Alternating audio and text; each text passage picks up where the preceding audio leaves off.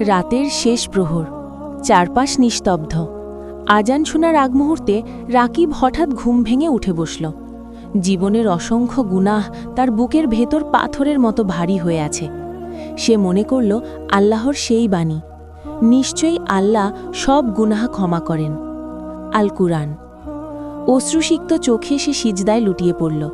কাঁপা কণ্ঠে বলল, হে আল্লাহ, আমি ভুল করেছি, আমাকে মাফ করুন।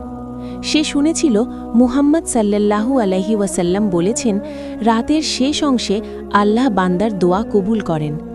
সেদিনের তাওবা ছিল তার জীবনের মোড় ঘোরানো মুহূর্ত।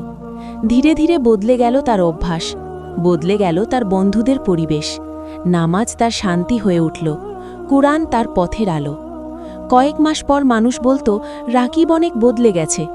কেউ জানত না সেই পরিবর্তনের সূচনা হয়েছিল শেষ রাতের নীরব এক তাওবা থেকে।